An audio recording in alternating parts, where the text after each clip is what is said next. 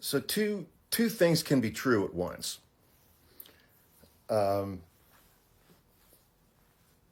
Elected Democrats and senior advisors to Joe Biden are going to have to answer for what they covered up with regarding to Joe Biden's mental and cognitive decline during the last 2 years of his presidency.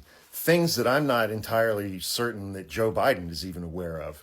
So it's like, I don't place a whole ton of blame on him because I don't know that he was aware of those things. The second thing that is true is that Donald Trump is mentally ill. He is a deranged, dementia-addled lunatic. He is mentally ill.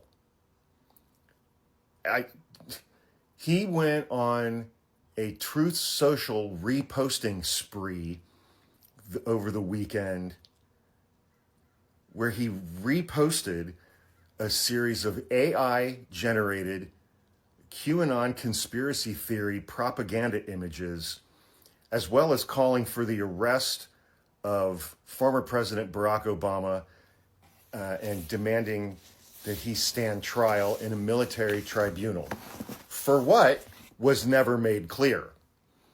And Trump humpers, Trump was already in office for 4 years. If Barack Obama was guilty of any crimes, why wasn't he prosecuted during that 4-year period of time when Trump controlled the DOJ and the FBI and the entire executive branch? Why is it only now? Why were you guys satisfied during the first 4 years that Donald Trump didn't prosecute anybody? It began on Sunday morning, reported the Daily Beast, when Donald Trump retruthed an image of himself standing next to Obama with the caption, "All roads lead to Obama." That's weird. I always thought that all roads led back to Reagan. Retruth if you want public military tribunals. Okay. I'm curious as to what Trump supporters think the difference is between a military tribunal and just a regular, everyday old criminal trial in a courthouse. What do they think the differences are? Do they think if you're found guilty at a military tribunal, then they just take you out to the parking lot and execute you right there? How dumb are these people? QAnon is a Nazism-inspired conspiracy theory dating back to an anonymous online message board from a person claiming to hold Q-level security clearance that alleges that public figures, usually Democrats like Obama and Hillary Clinton, are running a satanic child trafficking cannibal ring with world-spanning power and influence over the U.S. government specifically. That is one hell of a sentence. There are several variants of the theory, including some that that believe either former President JFK or his son JFK Jr. are still secretly alive and leading a resistance. But a key part of the belief is that Donald Trump is the vanguard of the fight against this shadowy group, that he will bring the perpetrators to justice with mass arrests and military tribunals, none of which did he accomplish during his first term. None.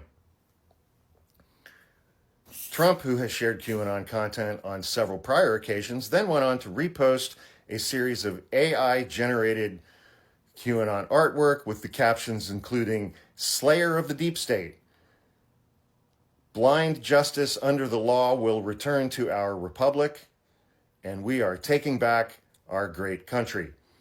All of Trump's reposts on Sunday were initially published by a Truth Social user named Spiritual Street Fighter, who includes in her bio, "I believe in Q," and "Where we go one, we go all," a slogan adopted by those people to signal their unity. Conspiracy theorists across the internet rejoiced after noticing Trump's pandering, with notorious podcaster Alex Jones proclaiming Biden was not elected in 2020 and Obama ran the country illegally for 4 years and the water is turning the frogs gay.